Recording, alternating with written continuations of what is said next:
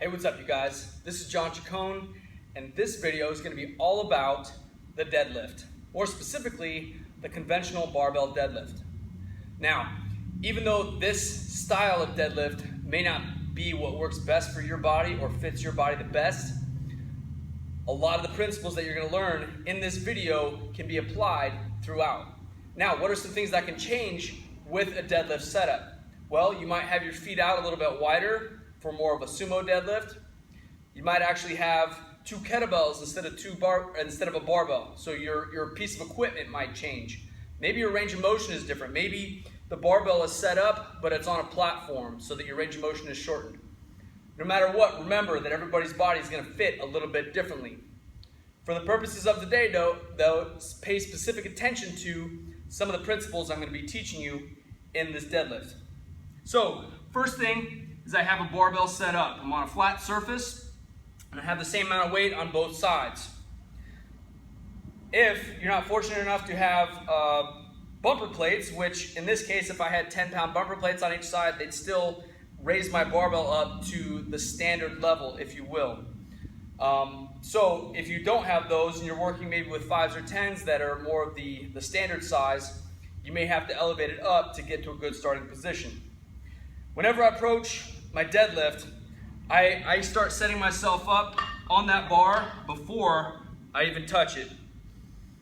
What you're going to notice on this bar, there's the smooth part right here, and then there's the knurling or the rough part. The smooth part is the direct center of the bar. You're going to approach that bar and make sure you're centered on it first and foremost. I'm going to move this back a little bit to make sure that camera can get full glimpse. Don't worry guys, I'm also going to give you a side view of this so you see what it looks like. Make sure every time you set up, no matter if it's a deadlift, squat, bench press, whatever it is, make yourself set up the same way every time. Be consistent with it. That way it gets drilled into your mind, into your nervous system, into your muscles. You know exactly how to do it every time, and you know what fits well and works best for your body.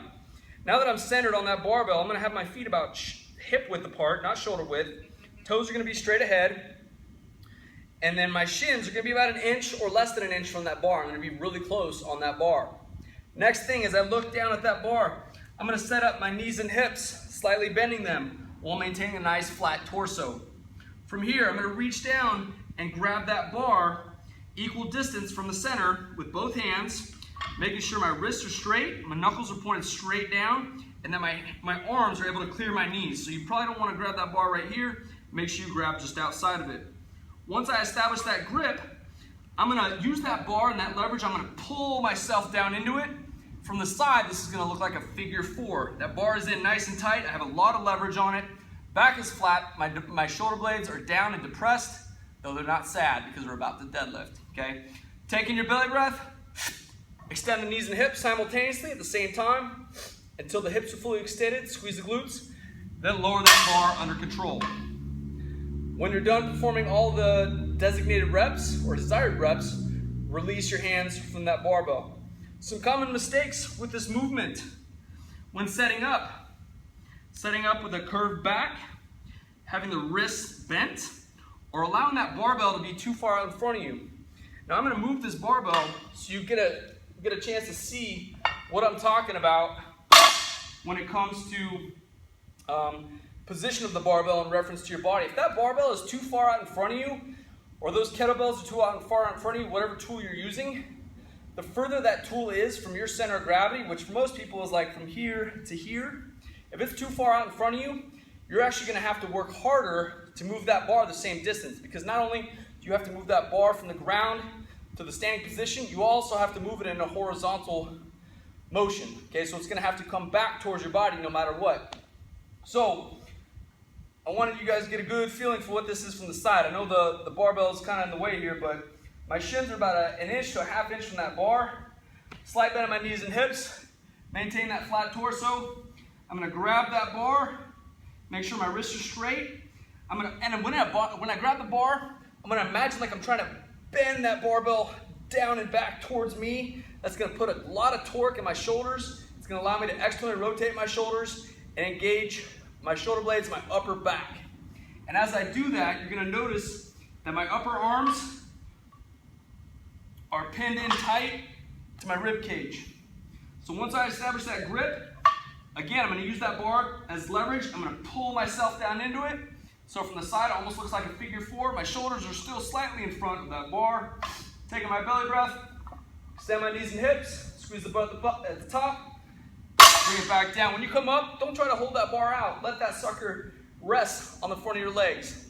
Nice and smooth, okay? I want to emphasize that belly breath is so critical before you lift the weight. What that's going to do is engage your diaphragm. This great muscle we have at the base of our rib cage. It's going to actually not only protect like your guts and everything, but it's also going to protect your spine, okay? That's going to keep this pocket of armor, if you will, right in the center here to make up for lack of rib structure that doesn't go all the way down to our hips. It's going to help us maintain a nice, flat, neutral spine throughout the motion of the deadlift.